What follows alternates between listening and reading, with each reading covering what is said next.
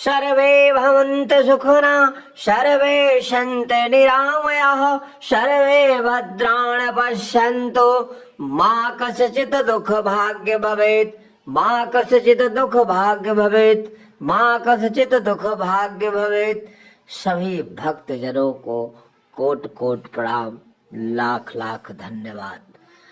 आप सभी प्रिय भक्तजनों को मकर संक्रांति की हार्दिक शुभकामनाएं और मैं आप सभी का अपने YouTube चैनल पर स्वागत करता हूं। जो हमारे मित्र हमारी इस वीडियो को देखते हैं उनको लाख लाख धन्यवाद और कोट कोट प्रणाम करता हूं। जो नहीं भी देखते उनको भी मैं लाख लाख धन्यवाद करता हूं।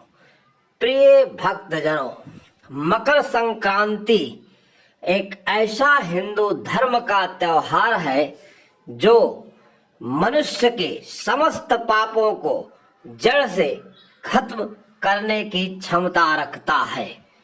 यदि हम मकर संक्रांति के दिन मेरे द्वारा बताए गए कार्य को करते हैं तो आपके ऊपर माता लक्ष्मी की अतिशीघ्र कृपा होगी और आपके घर में धन धान्य की पूर्ति होगी और माता रानी आपके ऊपर असीम कृपा बरसाएंगी।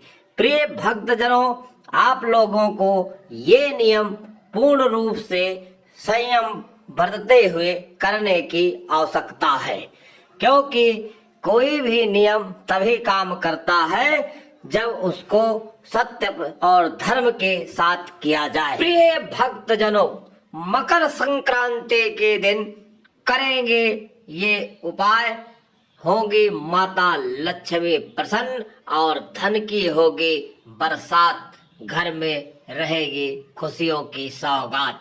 प्रिय मित्रजनों, इस दिन आपको मेरे द्वारा बताए गए इन नियमों का पालन करना है। इससे माता लक्ष्मी आप पर अतिशीघ्र प्रसन्न होंगी।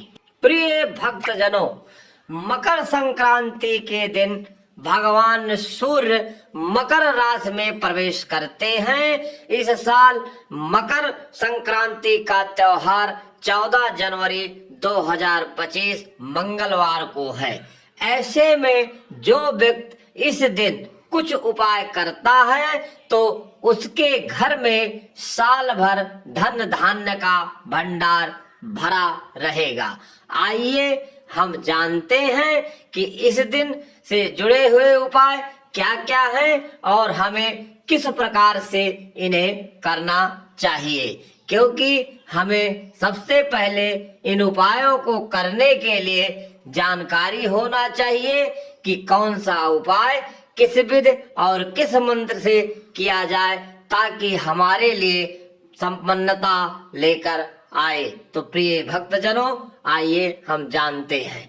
मकर संक्रांति के दिन सूर्य देव की पूजा करके अर्घ्य देने के बाद मुख्य द्वार को जल से धोकर शुद्ध कर ले।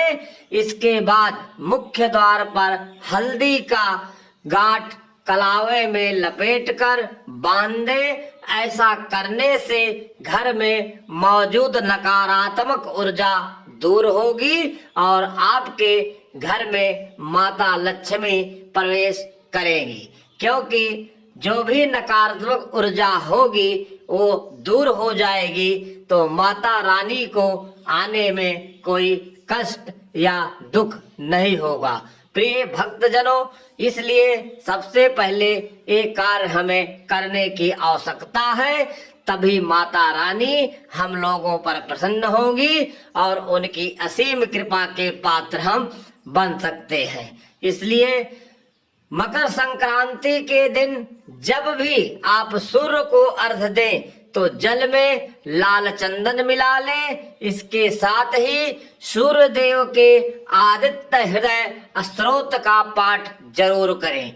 इस पाठ को करने के उपाय को करने से कुंडली में सूर्य देव मजबूत होते हैं, और यदि सूर्य देव मजबूत होंगे तो आपको समाज में मान सम्मान, प्रतिष्ठा, धन, वैभव की प्राप्ति होगी। इसलिए सूर्य मंत्र का जाप करने से प्रभु सूर्य नारायण प्रसन्न होते हैं और अति शीघ्र आपको मनोवांछित फल प्रदान करने पर बाध्य होते हैं। इसलिए प्रिय भक्तजनों, इस दिन आप सुबह उठकर अवश्य सूर्य नारायण को जल दें और उनके मंत्रों का जाप करें। प्रिय भक्तजनों, मकर संक्रांति के दिन घर में खिचड़ी बनाकर अपने इष्ट देव को भोग लगाएं। इसके बाद उस खिचड़ी को खाएं और उसका दान करें। ऐसा करने से धन धान्य में वृद्धि होती है और आपके पितृ भी आप पर प्रसन्न होते हैं। साथ में खिचड़ी अति प्रिय शनिदेव को है, जो ग्रहों में नवग्रह के सबसे प्रमुख पीड़ादायक ग्रह भी माने जाते हैं। इससे वो शांत होते हैं। यदि शनिदेव शांत हो गए तो आपकी आधा बाधाएं स्वयं ही शांत हो जाती हैं। इसलिए सूर्य देव को खिचड़ी चढ़ाया जाता है तो शनि देव भी सुख शांति और समृद्धि प्रदान करने के लिए बाध्य हो जाते हैं। इसलिए प्रिय मित्रजनों, इस दिन खिचड़ी का भोग अवश्य ही लगाएं। मकर संक्रांति के दिन गंगा स्नान करना सबसे उत्तम उपाय माना जाता है। इससे ग्रह दोष से छुटकारा मिलता है तथा कई प्रकार की पीड़ाएं शांत हो जाती हैं। क्योंकि जैसे धरती हमारी माता कहलाती है, उसी प्रकार गंगा जी हमारी मैया हैं। उन्होंने हमारे सारे पापों को धो देती हैं, जिससे हमारे ऊपर कई प्रकार के दुख दरिद्र गेड़े रहते हैं, वो सब उसी जल में प्रवाहित हो जाते हैं। इसलिए उस दिन अवश्य जाकर आप गंगा में स्नान करें। यदि आपको गंगा नहीं जा सकते तो गंगा जल एक बाल्टी के अंदर डालकर स्नान कर सकते हैं। प्रिय भक्तजनों, मकर संक्रांति के दिन सफेद तिल को जल में मिलाकर पीपल के पेड़ की जड़ में अर्पित करें। इस उपाय से पितृदोष भी शांत होगा, क्योंकि पितृदोष होने पर अनेक प्रकार की बाधाएं आती रहती हैं। नौकरी, व्यापार, रोजगार और पढ़ाई में अनेक प्रकार की अड़चनें आया करती हैं। इसलिए पितरों को शांति करने के लिए ये दिन सबसे शुभ माना गया है।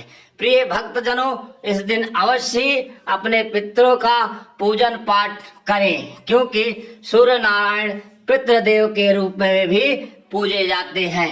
इसलिए प्रिय भक्तजनों, आपको जितने हो सके उतना ही दान करें और अपने पितृ देवताओं की भी पूजा पाठ करें, और हो सके तो आप किसी मंदिर में जाकर गरीबों को कंबल, अन्न, धन कुछ बांट दें, और जिससे आपकी पीड़ाएं कम होंगी और आपके पितृ देवता आप पर प्रसन्न होंगे और आपको मनोवांछित वरदान प्रदान करने के लिए बाध्य हो जाएंगे।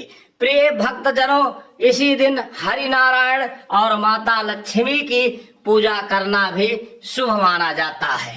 परंतु यदि आप ऐसा नहीं कर पाते हैं तो अपने घर पर ही कुछ ब्राह्मणों को दान दक्षिणा दें। बोलो हर हर महादेव।